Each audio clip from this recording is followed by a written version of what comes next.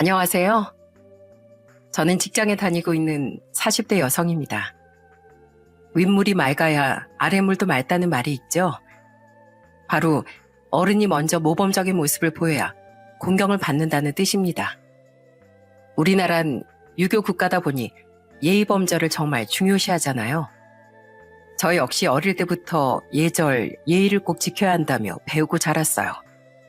그런데 아무리 제가 잘하려고 해도 절 무시하는 사람에게까지 예의를 지켜야 할 필요는 없는 것 같습니다. 제가 왜 이렇게 생각을 하게 되었는지 그 사건에 대해 얘기를 해보려고요. 사실 저희 집안은 독특한 집안입니다. 바로 엄마가 무속인이시거든요. 그러다 보니 어렸을 때 따돌림도 정말 많이 받았습니다. 제가 7살 때 엄만 신내림을 받으셨는데 아무래도 평범한 일은 아니다 보니 주변에서 많이 경계를 했던 것 같아요. 특히나 학교에 다닐 땐 학부모님들이 정말 상처를 많이 주셨답니다. 저랑 놀지 말라고 대놓고 얘기를 하시던지 귀신 있는 집안이라고 하시고 재수 옴붓는다며 저주받는다고 애들과 말도 잘 못하게 하셨어요. 그러다 보니 같이 학교를 다니던 친구들도 저만 지나가면 놀리기 바빴습니다. 야, 니네 엄마 점쟁이라면서? 너 학교에서 이런 말 듣는 것도 니네 엄마가 아니야? 우리 엄마가 그러는데 너랑 말하면 귀신 붙는데 너도 그런 거 보냐? 야, 하지 마. 쟤 운다 울어. 쟤 울어가지고 저주하면 어떡해.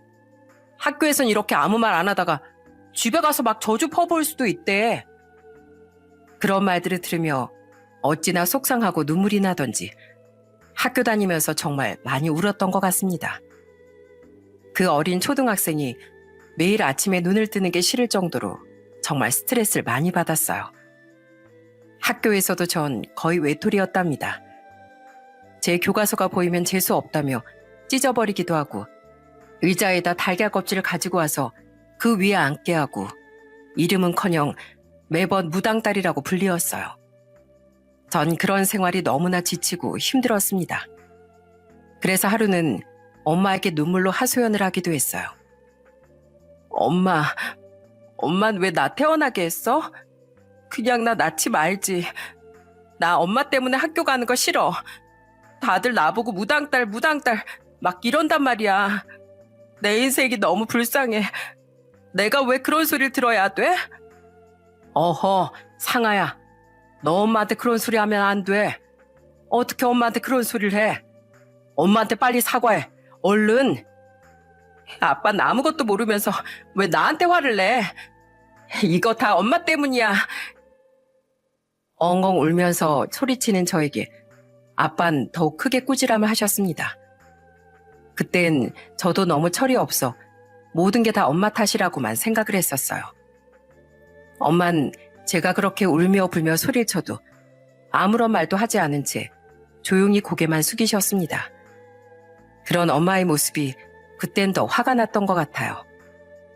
아빤 평범한 직장인이셨는데 늘 엄마 편이셨죠. 한 번은 정말 엄마가 미워서 며칠을 엄마랑 말도 안 했던 적이 있었어요.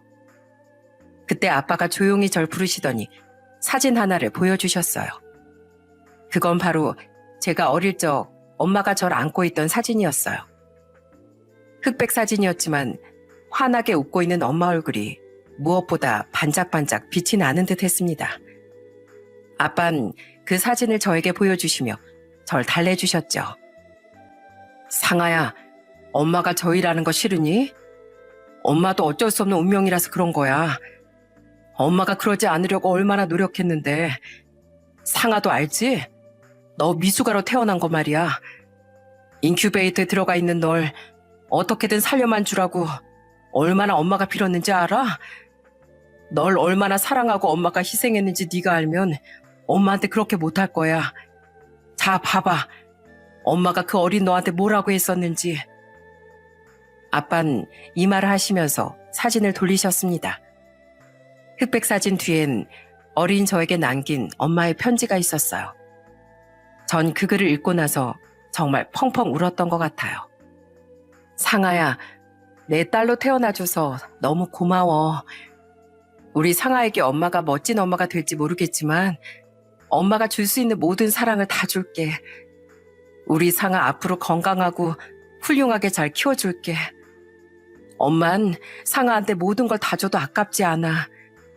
이 엄마 목숨보다 더 소중하고 귀중한 우리 딸, 엄마가 끝까지 지켜줄게. 사랑한다. 그 편지를 보고 엄마도 그저 자식을 누구보다 사랑하는 사람이라는 걸 알게 됐습니다. 그 전까지만 하더라도 본인 욕심으로 아이를 낳았다고 생각했었는데 그게 아니라 그동안 모든 걸 내려놓을 수 있을 정도로 자기 자신보다 더 소중한 절 낳았던 거더라고요. 그때부터 전 조금씩 엄마를 이해하게 되었습니다. 중학교에 들어가면서부턴 친구들이 아무리 놀려도 신경도 안 쓰고 무시할 수 있었어요. 친구도 없었지만 그래도 전 외롭지 않았습니다. 바로 저에겐 누구보다 제 편이 되어주는 엄마 아빠가 있었기 때문이었어요. 특히나 엄만 바쁜 와중에도 저와 보내는 시간을 늘 소중하게 생각하셨는데요. 주말이면 저 어떻게든 1시간이라도 시간을 보내시려고 하셨답니다. 그렇게 저희 가족들은 시간이 지날수록 더욱 돈독해지고 행복하게 잘 지냈습니다. 사실 고등학교를 졸업하면서 성적이 그다지 좋은 편은 아니라 좋은 대학에 입학을 하지 못했어요. 대신 남동생은 저와 다르게 공부를 잘했고 교대에 들어가 초등학교 선생님이 되었습니다. 저와 남동생이 성인이 되고 나서 부모님이 딱 한 가지 바라는 게 있었는데요. 좋은 사람을 만나 행복한 가정을 꾸리는 것이었어요. 사실 주변에서 평범한 집안은 아니었기 때문에 엄마는 걱정이 유난히 많으셨어요. 저 역시 성인이 되어 연애를 하면서 종종 엄마 직업을 남자친구에게 말을 한 적이 있었는데 반응이 좋지 않을 때가 많았습니다. 그러다 보니 결혼에 대해선 크게 생각을 하지 않았던 것 같아요. 그런 저에게 운명적인 만남이 찾아오게 되었습니다. 제가 31살 때 그날 제 유일한 친구가 생일 파티를 한다고 해서 초대를 받아 가게 됐는데요. 그곳에서 친구의 남자친구가 친구를 데리고 왔는데 바로 그 사람이 지금의 남편이에요. 진짜 지금 생각해도 이런 게 운명이구나 싶을 정도로 아주 물 흐르듯이 서로에게 호감이 생겼던 거였어요. 그때 남자친구한 그 생일 파티에서 처음 인사하면서 친해졌는데 생각보다 말도 되게 잘 통하고 정말 진중하고 좋은 사람이었습니다. 남자친구는 증권맨이었어요. 허세 없이 정직하고 깔끔한 성격이 너무 좋았답니다. 그렇게 1년 정도 연애를 하고 난 뒤 저희는 결혼을 결심했어요. 그렇지만 한켠에 한 가지 걸리는 게 있었어요. 양가 인사를 가기 전에 꼭 얘기해야 할 것 같아 말을 꺼내게 되었습니다. 내가 안 그래도 말하려고 했는데 우리 집안이 좀 독특해. 특이하다고 해야 하나? 사실 우리 엄마 무속인이셔. 지금도 무속인 활동하고 계시고. 이제 말해서 미안해. 괜찮으니까 솔직히 말해줘. 그게 뭐 어때서. 괜찮아. 난 직업에 대해서 다 사정이 있다고 생각해. 다 이해해. 그러니까 나한테 미안해하지 말고 그런 맘 갖지 마. 장모님도 이거 아시면 얼마나 속상해하시겠어. 그러니까 그런 걱정 하나도 할 필요 없어.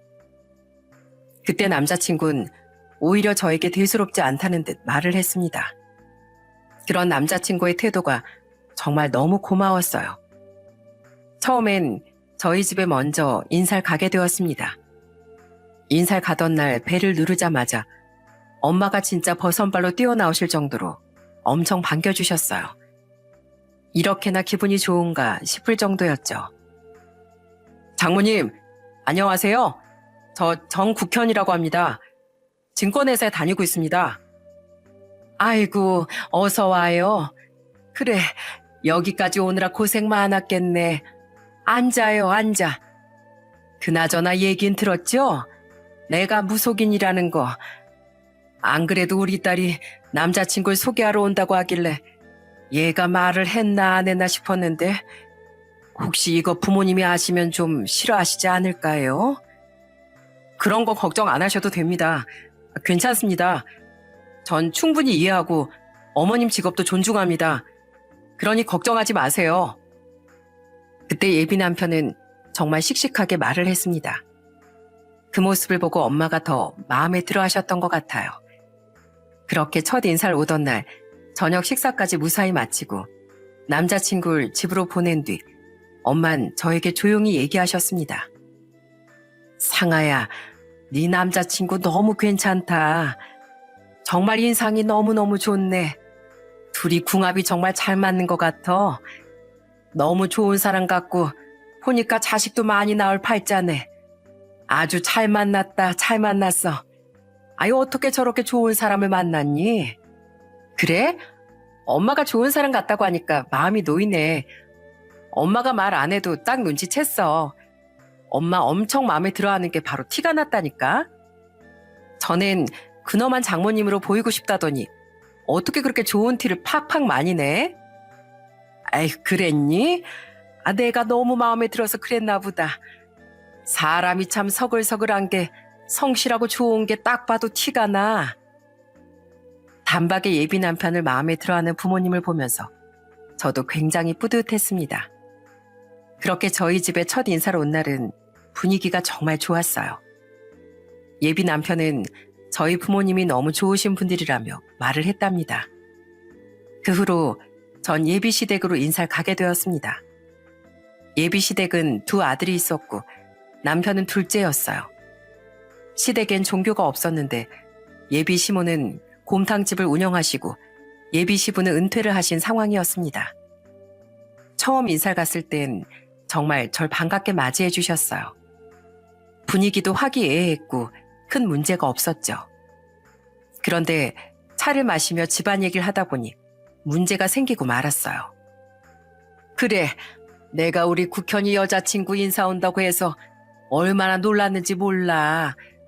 그동안 여자친구가 있어도 한 번을 소개를 안 해줬는데 결혼까지 생각한다고 하니 우리도 형식상 물어볼 거 물어봐야지. 그래, 부모님은 뭐 하셔? 아, 네. 저희 아버진 지금 중소기업에서 아직 일을 하고 계시고 어머님 무속인이세요. 뭐라고? 점쟁이? 점쟁이라고? 아이고, 이게 도대체 무슨 상황이야? 제가 무속인이라고 딱 얘기를 하자마자 예비 시모의 얼굴이 순식간에 찡그러졌습니다. 사실 전에 예비 남편에게 집 얘기를 미리 했었기 때문에 그래도 말을 했겠구나 생각을 했는데 예비 시모의 반응을 보니 아직 얘기를 안 했던 상황이었나 보더라고요. 그런데 그 뒤에 예비 시모의 반응은 정말 충격적이었습니다. 아이고, 어쩐지 내가 우리 아들한테 물어보니까 그렇게 대답을 안 하더니만 다 이유가 있었구만. 이유가 있었어. 나 이 결혼 좀 생각해 봐야 되겠다. 이런 중요한 걸 생각 좀 해봐야 되겠어. 엄마 왜 그래? 그게 뭐 어때서 그래? 엄마 뭐 그런 거 따지는 사람이야? 직업이 뭐 어때서? 지금까지 열심히 일하시는 게 더 대단한 거 아니야? 뭐? 너는 진짜? 아유, 됐어. 나 이 결혼 인정 못한다. 점쟁이 집안에 나 우리 아들 못 보낸다고. 도대체 내가 귀신신 집안이라 어떻게 보니? 니네 엄마도 참 뭔 그렇게 천박한 직업을 가졌다니. 다른 것도 아니고 점쟁이라니 원. 시모의 반응을 보고 전 정말 너무 열이 받았어요. 그래도 첫인사인데 예의 없이 구는 건 아닌 것 같아 참고 있었지만 마지막 말을 듣고선 전 참다 폭발해버렸습니다. 저기요, 정말 해도 해도 말씀이 지나치시네요. 도대체 어떤 인생을 살고 어떤 편견을 가지고 있길래 그렇게 말씀하시는지 모르겠지만은요. 저희 엄마도 똑같은 사람이고요. 똑같이 절 낳아주셔서 훌륭하게 키워주셨고요. 자식만 바라보는 사람이고 자식 잘 되고 응원해주는 사람이에요. 같은 부모로서 자식들이 결혼한다고 하면 응원해주지 못할 망정 그렇게 말씀하시고 우리 집안 엄마에 대해서 이런 애 저런 애 무시하는 발언 저 정말 불쾌하네요. 사과해주세요. 뭐? 말은 참 청산유수라고? 너 참 말 하나 잘한다. 네가 입장 바꿔서 한번 생각해봐. 너 같아도 그 점쟁이 집안에 아들을 장가 보내고 싶겠나? 제발 좀 그만하세요. 언제까지 그러실 거예요? 어떻게 사람을 앞에다 두고 그런 얘기를 아무렇지도 않게 하세요? 아이고, 진짜 당신은 그놈의 입이 문제야, 입이. 아들 장가가면 좀 좋게 좋게 받아들여야지. 사정이 있겠지. 왜 그렇게 초를 쳐? 아휴, 상하라고 했나? 내가 정말 미안해요. 우리 여편 내가 말을 좀 직설적으로 하다 보니까 솔직히 좀 기분 나빴을 것 같아요. 난 전혀 상관없으니까 둘이 예쁘게 결혼 준비해요. 내 결혼 허락할 테니. 정말 어떻게 제가 예비시댁에서 나왔는지 모를 정도로 진짜 머리가 새하얘지고 복잡했습니다. 이 결혼을 해야 하나 말아야 하나 고민을 너무나 많이 했어요. 아무리 예비 남편이 좋은 사람이라곤 하지만 우리 집과 엄마를 무시하는 예비 시모를 가족으로 맞이해야 한다는 게 너무 큰 고민이었거든요. 그렇지만 며칠 후 무슨 말들이 오고 갔는지 모르겠지만 예비 시모께서 저에게 전화를 하셨습니다. 그때 첫 만남 태도와는 전혀 달랐어요. 저기 상아야, 나 국현이 엄마야. 엊그저께 내가 그렇게 말한 건 사과하마. 내가 사실 나도 아들 귀하게 키웠는데 너무 갑작스럽게 그런 사실을 들어서 당황해서 그런 거야. 정말 미안하다. 니들 결혼 준비해. 내가 미안하구나. 갑작스런 사과라는 예비 시모의 전화를 받고 전 더욱 혼란스러웠습니다. 전 예비 남편에게 잠시 결혼 준비를 멈추자고 한 상황이었어요. 그러자 예비 남편은 주말에 저희 집으로 찾아왔더라고요. 갑작스런 방문에 놀랐는데 예비 남편은 저희 부모님 앞에 정식으로 무릎을 꿇고 사과를 하기 시작했어요. 집까지 찾아와 용서를 비는 예비 남편을 보면서 사실 마음이 많이 아프기도 했습니다. 저렇게 좋은 사람인데 정말 결혼을 하지 말아야 하는 걸까 하는 생각이 들었어요. 그렇지만 엄마를 무시하는 집안은 절대 시집을 가고 싶지 않았습니다. 마음을 굳게 먹고 있었던 그때 엄마가 저에게 조심스럽게 얘기를 꺼내셨어요. 상아야, 엄마가 지금껏 살아보니까 살면서 이런저런 일들을 다 겪기 마련이야. 상한이 남자친구 정말 괜찮은 남자야. 요즘 저런 사람 없는 거 알지? 엄만 무슨 일이 있었던지 결혼 찬성이야. 다른 사람 다 필요 없고 너희 둘이서만 잘 살면 돼. 아무것도 신경 쓰지 말고 네 마음 가는 대로 행동해라. 엄만 괜찮아. 너만 행복하다면 그걸로 이 엄만 괜찮어. 그날 엄만 제 등을 토닥토닥 두드려 주시며 위로를 해주셨습니다. 엄만 결혼을 꼭 해야 한다며 좋은 사람을 놓치지 말았으면 좋겠다고 조언해 주셨어요. 그날 이후로도 예비 남편과 부모님은 절 많이 설득하셨고 그렇게 전 결혼을 다시 결심하게 되었습니다. 결혼을 할 때 저희 두 사람이 꾸준히 일을 오래 했기 때문에 모은 돈과 대출을 받아서 신혼집을 얻을 수 있었어요. 화려하고 크게 시작을 한 건 아니었지만 저희 두 사람의 힘으로 가정을 꾸려나간다는 게 참 뿌듯하고 좋았습니다. 그렇게 결혼을 하고 나서 전 바로 임신을 해 아들을 낳았고 그 다음에 둘째, 셋째 딸까지 낳게 되었죠. 저희 가족은 정말 단란하고 행복했습니다. 자식도 셋이나 낳으니 하루하루가 북적북적 행복하고 좋았어요. 그런데 단 한 명만 끼면 제 속이 뒤집어지고 스트레스를 받곤 했습니다. 그 사람은 바로 제 시모였죠. 시모는 아이를 낳을 때마다 저에게 별의 별소리를 다 했었는데요. 특히나 제가 애를 낳고 다시 육아휴직을 하는 게 굉장히 불만이었던 것 같습니다. 하루는 저한테 돈돈거리며 선을 넘는 요구까지 하시더라고요. 예, 너인 경제권 누가 관리하니? 경제권이요? 제가 관리하죠. 뭐 어차피 어디에 어떻게 쓰는진 다 서로 공유하니까. 근데 그건 왜요? 아유, 내가 부해가 나가지고 못 살겠다. 너 솔직히 일하기 싫어서 우리 아들 부려먹으려고 애 낳고 있는 거지? 너 돈 얼마씩 쓰는지 나한테 영수증 첨부해서 좀 보내봐라. 매달 꼭 좀 보내, 어? 너 설마 네 친정에 돈 얼마씩 보내고 그러는 건 아니지? 네? 어머님, 그런 건 저희 부부가 알아서 하는 일이에요. 어머님 아들 장가 보내셨으면 끝이지. 제가 그런 것까지 다 말씀드려야 돼요? 아니, 부모로서 궁금해할 수도 있는 거지. 뭘 그러니? 참나, 주기 싫으면 주지 말거라. 뭔 말을 못하겠네 정말.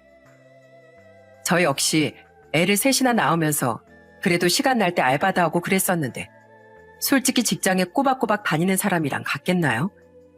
애들이 어리기 때문에 뭘 꼼짝할 수도 없었는데 그걸 논팽이 취급을 하니 정말 너무 열이 받더라고요. 거기다가 아들 돈 뜯어먹고 띵가띵가 노는 사람이라고 생각하니까 너무나 제 속이 터졌습니다. 이것뿐만이 아니었어요. 남편이 결혼 초반엔 원래 90kg 정도가 나갔었는데요. 그러다 건강검진을 받았더니 콜레스테롤 수치며 간 수치도 높고 혈압도 높고 중성지방도 많다는 결과를 받았어요. 그래서 애들도 셋이나 낳았으니 남편이 건강을 챙겨야 할 것 같다며 헬스장도 열심히 다니고 테니스도 배우며 운동하면서 75kg까지 뺐거든요. 주변에선 오히려 살을 빼니까 건강해진 것 같다며 마누라 잘 만나서 건강해졌다고 칭찬 일색이었는데 시몬 그걸로 또 꼬투리를 잡더라고요. 아유, 내가 다 키워놓은 걸 어떻게 너한테 장가 보냈더니만 말라깽이가 됐어. 넌 도대체 어떻게 우리 아들 식사를 챙기길래 이렇게 우리 아들 살이 많이 빠지니? 너 안 되겠다. 오늘부터 아침 저녁 차린 거 그거 나한테 사진으로 찍어서 보내. 메뉴가 뭔지 내가 한번 볼 테니까. 고기 반찬 하나도 안 차려주는 거 아니야? 어머님, 남편 저대로 있다간 당뇨에 고혈압에 쓰러져서 어머니보다 일찍 갈 수도 있대요. 그래서 겨우겨우 운동해서 살 뺀 건데 지금 무슨 소리 하시는 거예요? 주변에서도 오히려 그렇게 빼고 나니까 더 건강하고 좋아 보인다는데 어머니만 지금 딴소리 하시는 거잖아요. 건강하긴 뭐가 건강해 보여? 저렇게 말라깽이가 됐는데. 네가 일부러 굶기는 거 아니야? 엄마, 나 예전에 완전 지방 덩어리였어. 저 사람 아니었으면 나 이렇게 살 못 뺐다니까. 음식도 건강식으로 얼마나 잘 차려주는데 지금 누구한테 뭐라고 하고 있는 거야? 사실 시모가 이럴 때마다 남편이 중간에서 중재를 정말 많이 해주고 제 편도 많이 들어줬지만 시모는 아무리 남편이 옆에서 뭐라고 하던지 말던지 본인 하고 싶은 얘기를 저한테 와다다 쏟아놓곤 했습니다.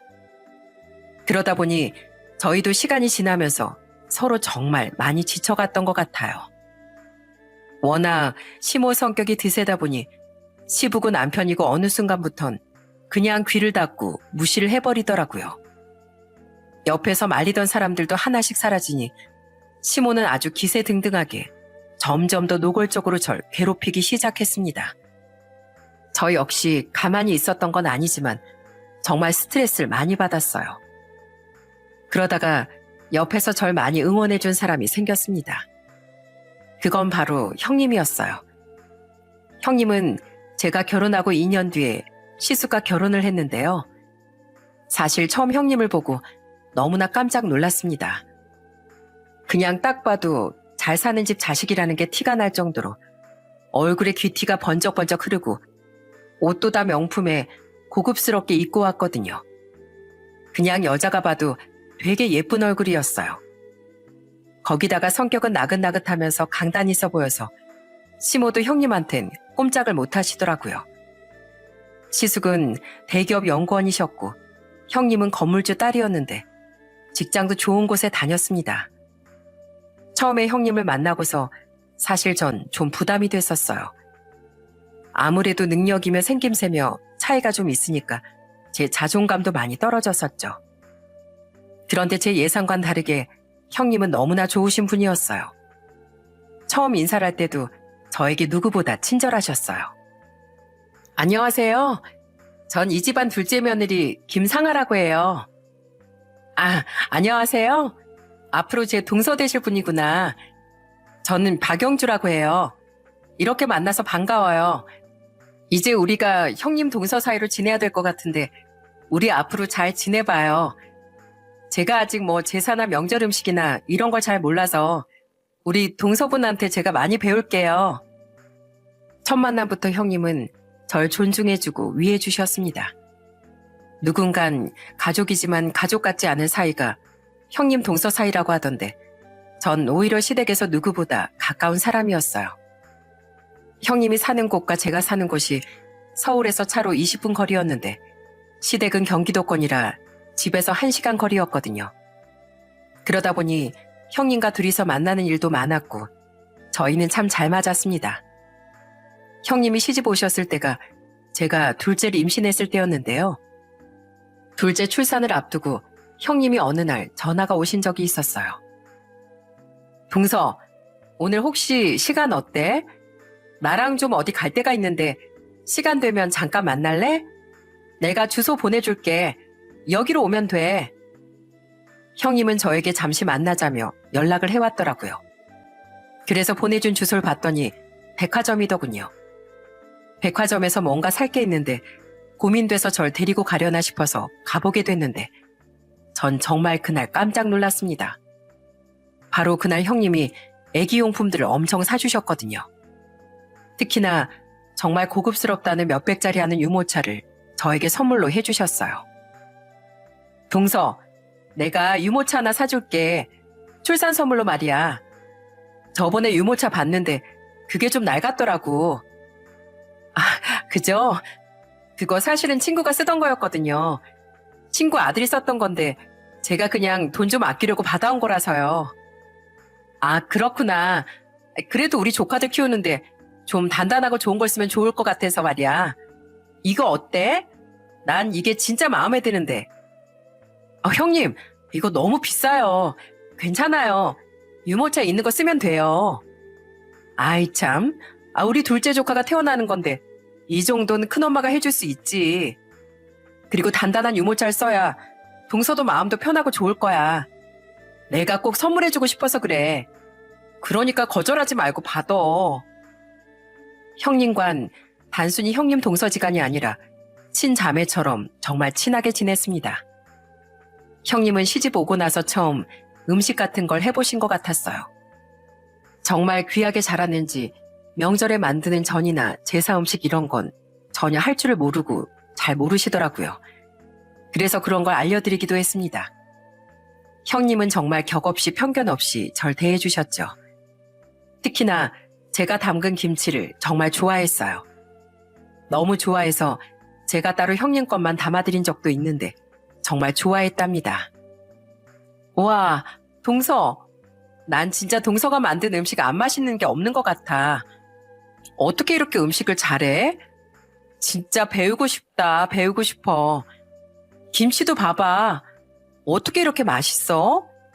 나 이렇게 맛있는 김치 처음 먹어봐. 아이, 형님 뭘 또 그렇게까지 말하세요.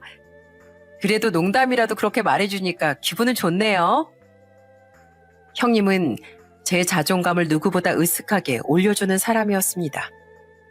뭘 해도 제 칭찬을 끊임없이 해줬어요. 그러다 보니 형님과 만나는 날은 하루가 정말 행복하고 기분이 좋았던 것 같아요. 형님도 결혼하고 아이를 2명 낳으셨는데 육아를 하면서 저희는 더 친해졌답니다. 저희는 서로를 의지하고 도와주기도 했죠. 하루는 형님이 몸이 너무 아프다며 도와달라고 연락이 온 적이 있었어요. 가보니까 몸살기도 너무 심하고 열도 막 40도까지 올라가 있더라고요. 그래서 제가 형님 애들을 봐주고 쉴 수 있게 해줬어요. 형님, 이렇게 아프면 일찍 전화하시지. 이제라도 들어가서 좀 쉬세요. 약은 먹었어요? 고마워 동서. 나 진짜 동서 덕분에 눈물 난다. 눈물 나. 나 이렇게 아플 때 달려와 줄 사람이 동서네. 진짜 고마워. 제가 아플 때도 저희 집으로 와 애들과 놀아주기도 하고 아이들이 거의 다 또래라 서로서로 만나 놀면서 그렇게 육아동지로 잘 지냈습니다. 어릴 때부터 친구가 많았던 편은 아니라 이렇게 누군가 마음 편하게 이야기할 수 있다는 것만으로도 정말 행복했어요. 그런데 이걸 또 시기 질투하는 사람이 있더라고요. 그건 바로 시모였습니다. 한 번은 저희가 그렇게 잘 지내는 게 꼴보기 싫었는지 대놓고 저한테 뭐라고 하시더라고요. 그런데 형님한테 말도 못하시고 괜히 저한테 뭐라고 하셨죠. 이해, 너네 맨날 둘이서만 백화점 가고 너희 둘이만 그렇게 다니는 거 너무하는 거 아니냐? 난 뭐 이 집안 여자도 아니야? 네? 아니, 그게 아니고요.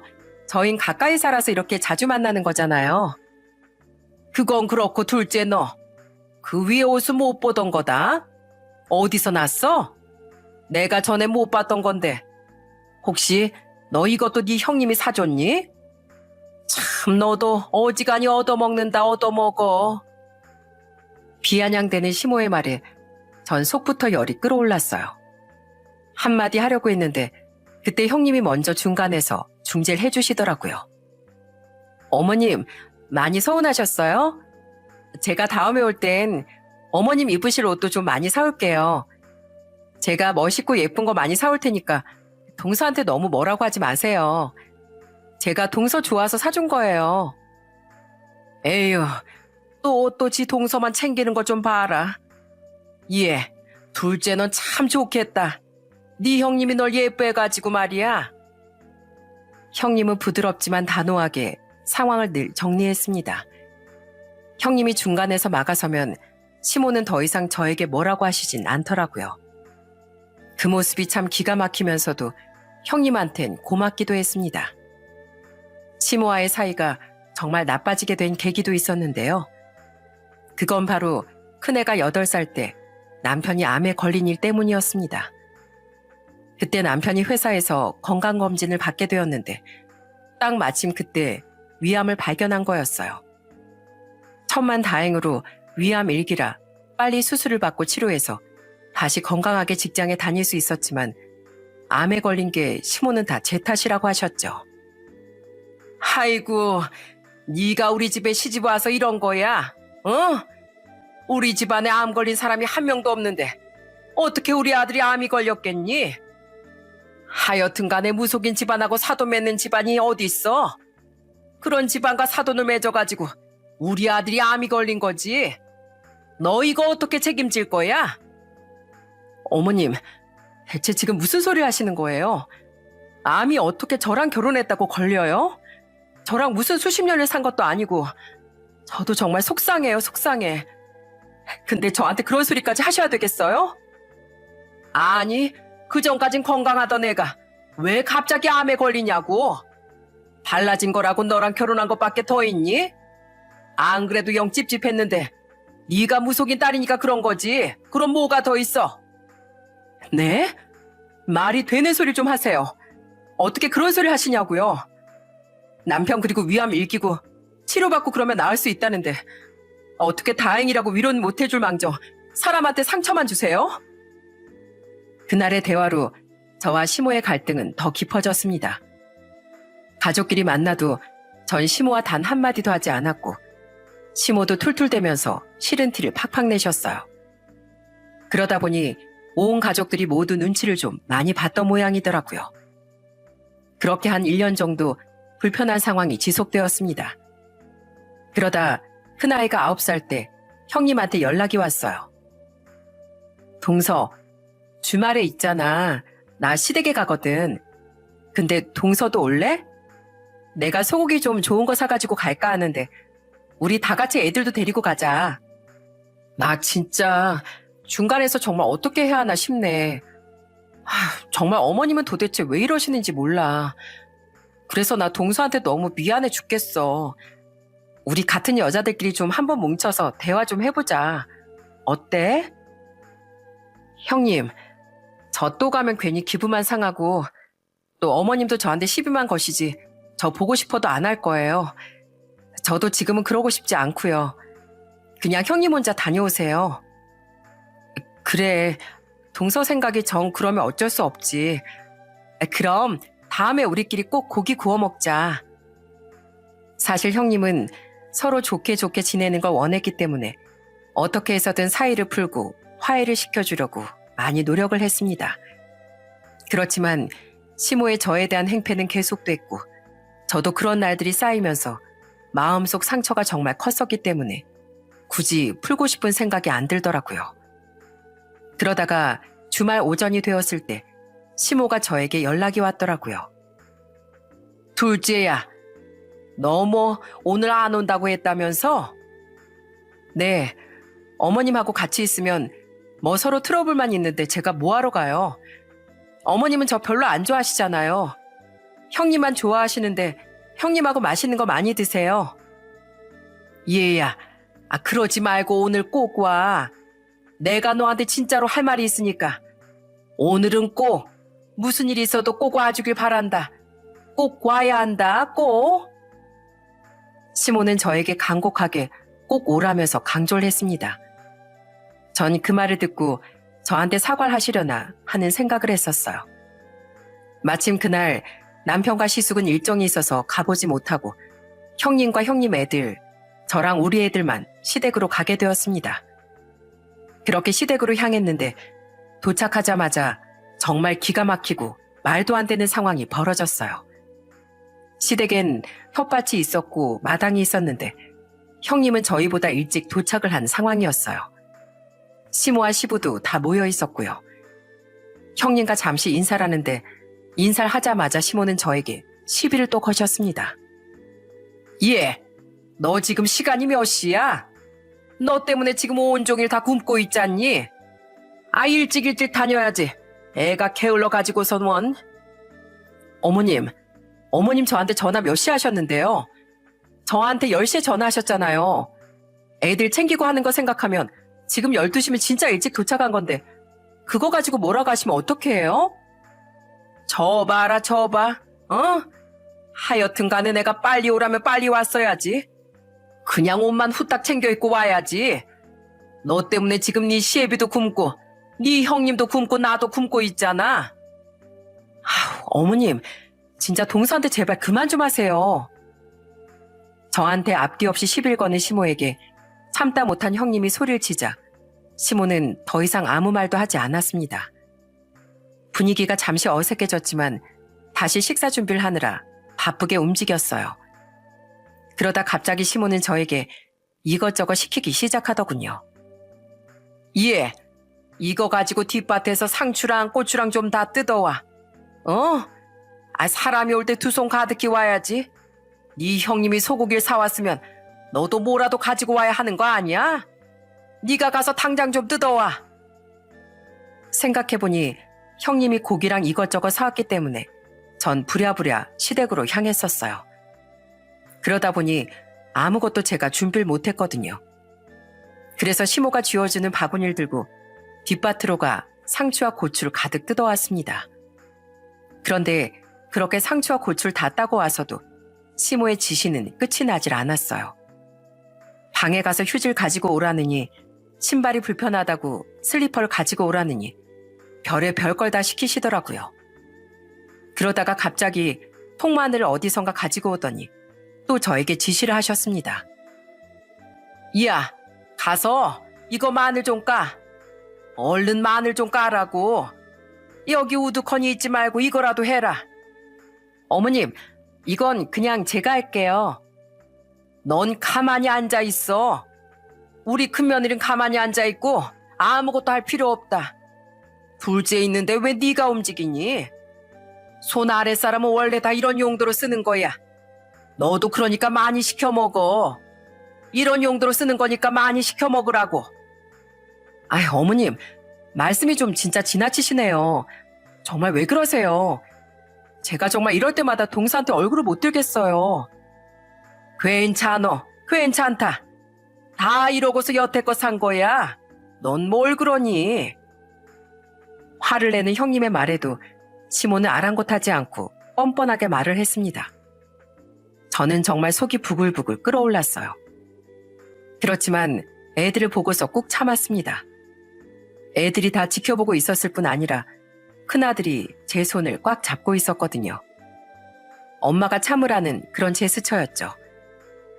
그래서 전 꾹꾹 화를 눌러 담고서 밥 먹을 준비가 다 되고 소고기를 먹으려고 했습니다.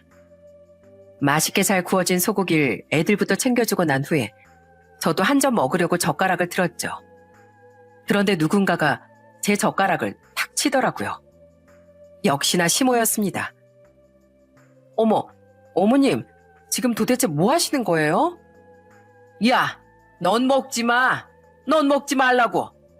너 부른 건 여기 이거 상추랑 마늘이랑 고기 세팅하라고. 그래서 너 오라고 부른 거야. 네? 뭐라고요? 애들 입이 저렇게 많은데 먹을 생각이 나니 넌? 그냥 네 애들 먹이고 넌 이따가 우리 다 먹으면 그때 혼자 구워 먹으면 되잖니? 그때 정말 손발이 부들부들 떨릴 정도로 화가 났습니다. 어떻게 사람한테 이런 말까지 할 수 있는지 기가 차고 어이가 없었어요. 참았던 분노를 그때 딱 폭발하게 되었죠. 어머님, 해도 너무하시네요. 어떻게 그러실 수가 있어요? 제가 무슨 여기 일꾼이에요?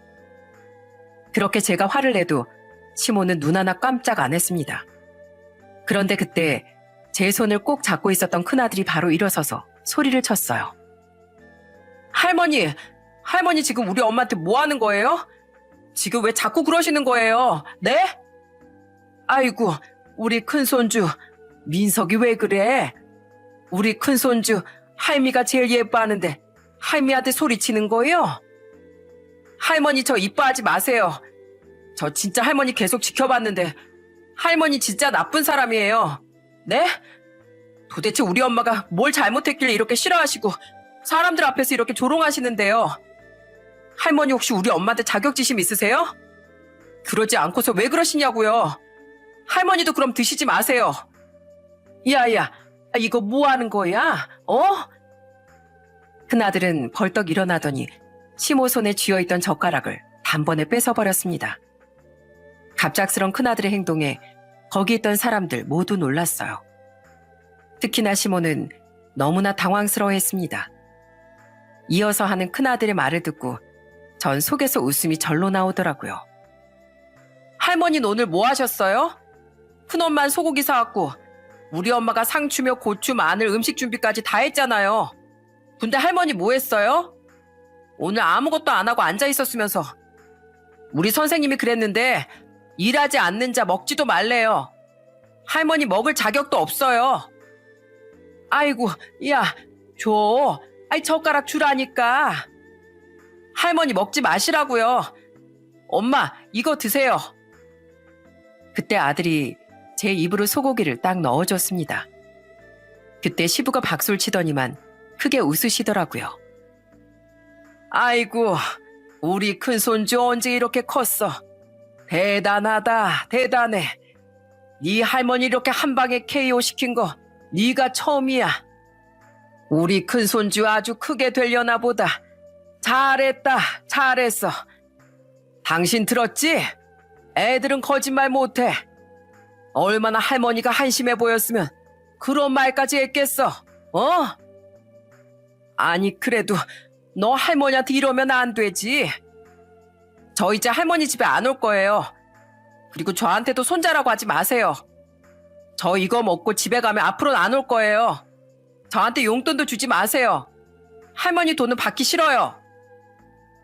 큰아들의 말을 듣고선 시모는 정말 당황스러워했습니다.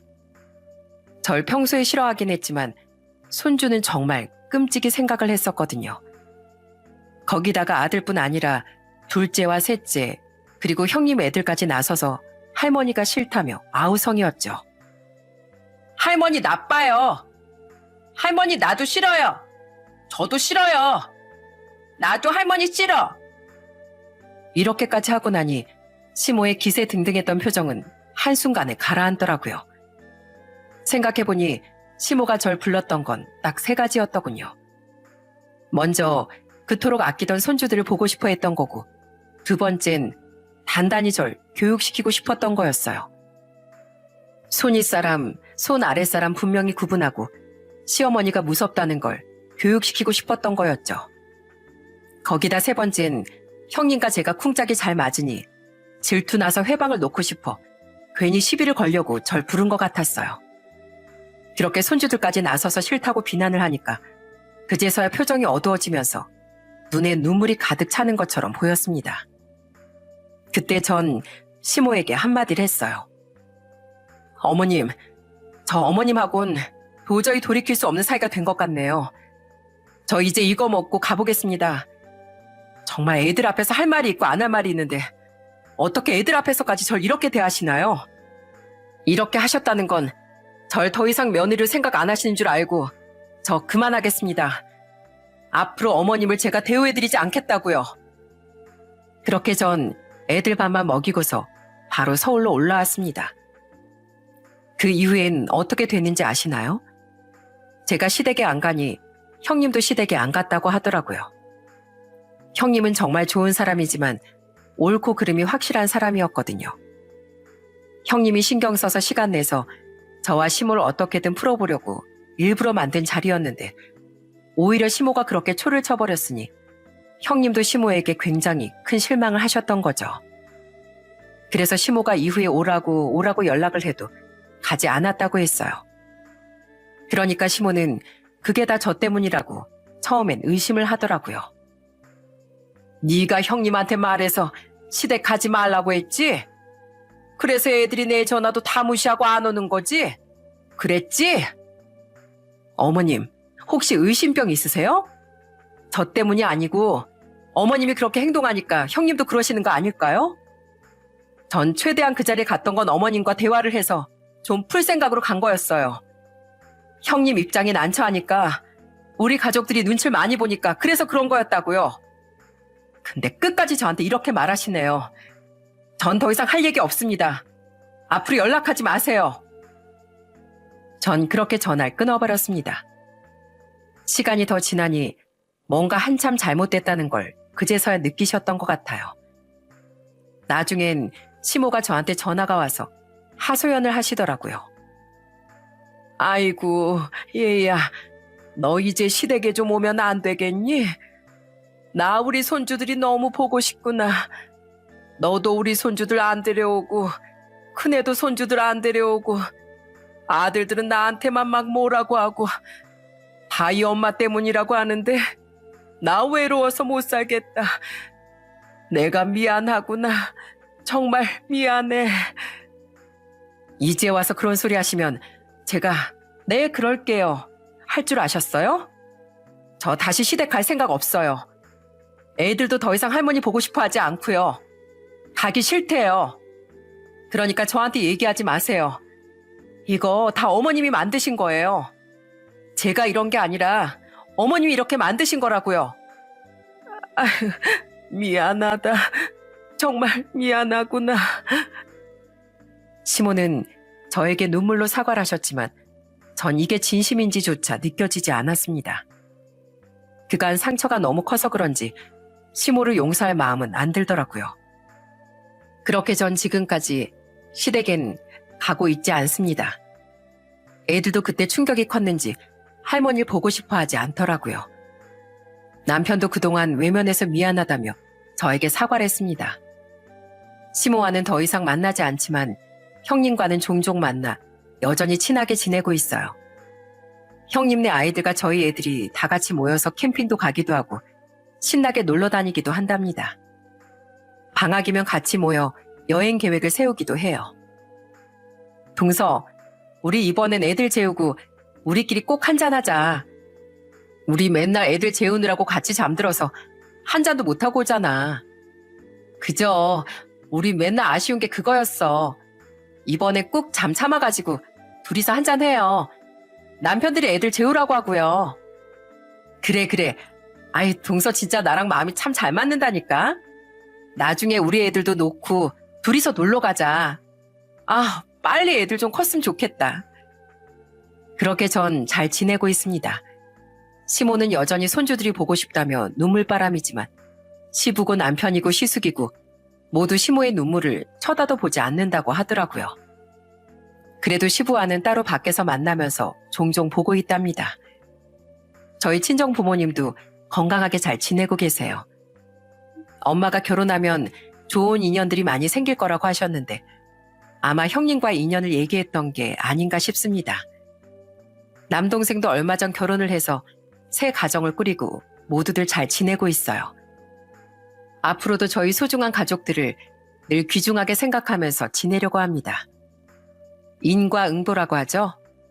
사람이 못된 마음을 먹으면 그 독이 본인에게 돌아온다는 사실을 꼭 알고 있어야 할 것 같습니다. 날이 참 쌀쌀하고 추워졌어요. 특히나 비라도 내리면 이런 날은 빙판길이 되기 십상인데요. 늘 길거리 걸을 때도 겨울철엔 항상 조심해서 걸어야 할 것 같습니다. 그럼 전 이만 제 사연을 마치겠습니다. 들어주셔서 감사합니다.